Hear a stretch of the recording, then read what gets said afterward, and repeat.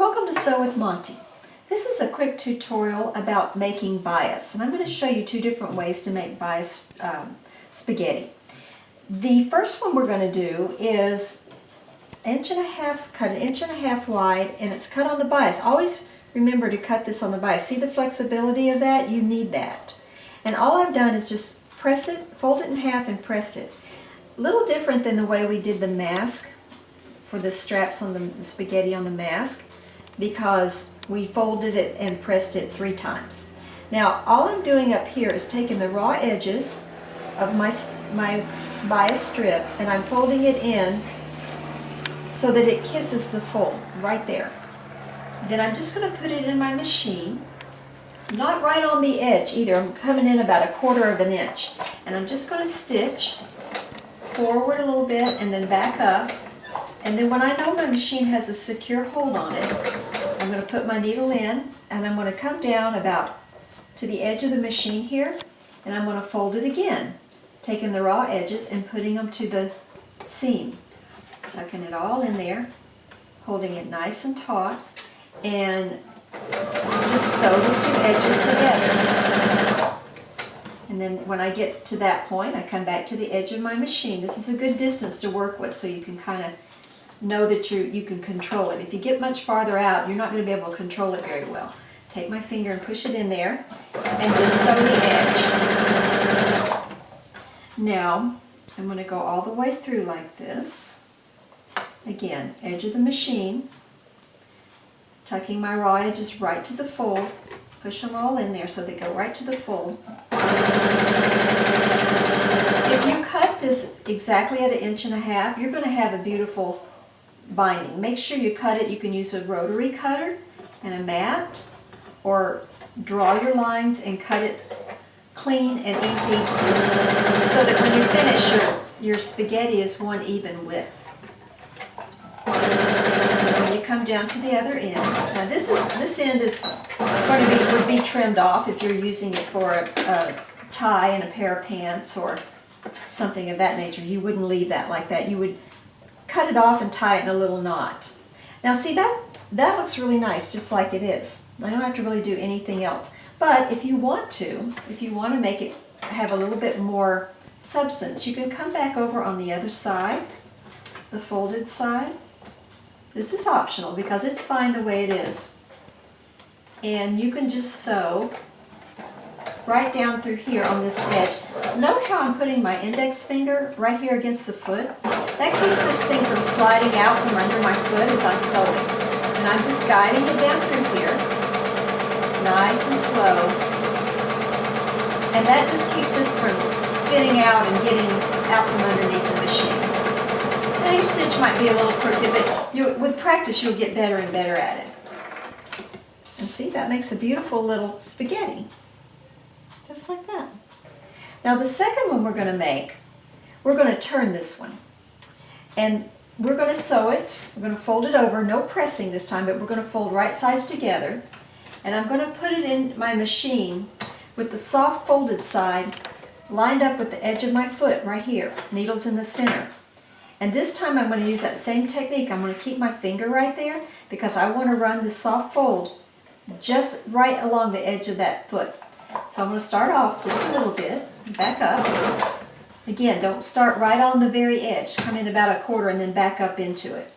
Now keep my finger right there, and I'm just going to let the spaghetti go along the edge of my finger.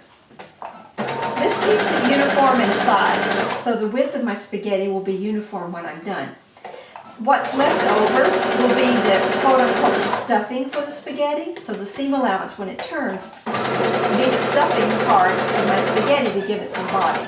So I'll get down here, I'm going to back up, and cut my thread. Now we're going to turn this, and I want to show you a couple of ways to turn it. I have a spaghetti turner, or what they sometimes refer to as a bodkin. Bodkin's a little different, but sometimes this is also called a bodkin. Or I can use a safety pin. And note how I keep my safety pins so they're all nice and neat. So either way, I'm going to show you how to start it with the bodkin, and then I'll show you how to finish it with the safety pin, since that's probably the more common thing that you're going to have around. So you thread the bodkin through, and then you simply take the little hook, see the little hook there? And you want to hook the edge of your fabric, and then there's a lever here. See the lever? Pretty clever. Huh, clever. So we're going to go in there and we're going to grab the edge of the fabric, and then underneath there I'm going to feel that lever and I'm going to push up on it. And then once I have it, I just gently start pulling it. Now, the hardest part of pulling spaghetti through is the beginning, to get it to come over the top of the seam. And you have to kind of nurse it a little bit and be gentle and kind of pull on it till you get it going. Now, I'm going to actually do it with the pin, but that would be how you would do it. I'm going to show you with a safety pin though, because that's the more common item you're going to have around the house. So, same thing though, you're going to have to nurse it a little bit when you start off. Now this time, instead of threading it through, obviously, I'm just going to do it up here at the top. So I'm going to take my safety pin and I'm going to run it in and out of the seam allowance of my spaghetti. See? And then I'm just going to take the edge of the pin, the nose of the pin, and stick it in the hole.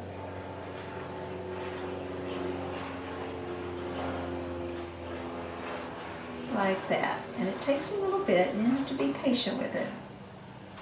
Come on, pin. There we go. And then you want to run a little bit of slack up there so that you can pull it over the pin. See how I'm using my hand and pulling it over the top of the pin? Now once you have it in there, you can do that, and every now and then you just want to come and straighten it out and pull on it a little bit. Getting started is the difficult part, but once you get going, it's pretty easy to do. You just want to make sure that this hole of the spaghetti is going over the seam allowance comfortably. And then once you're doing that, it usually goes pretty easy.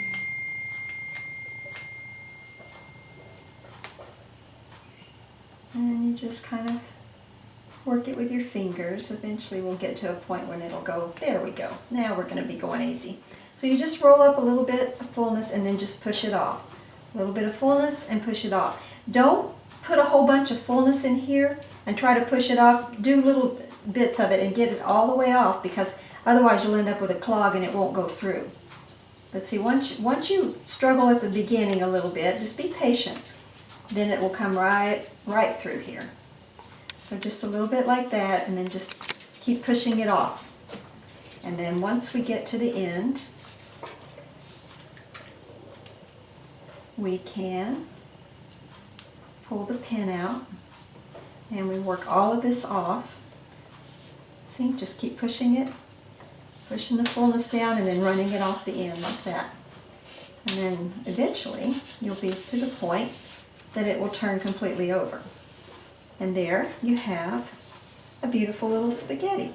Now the bias, see how it's got flex in there? It gives. So it makes a beautiful little spaghetti for a little drawstring for a pant, or a strap on a sundress. Or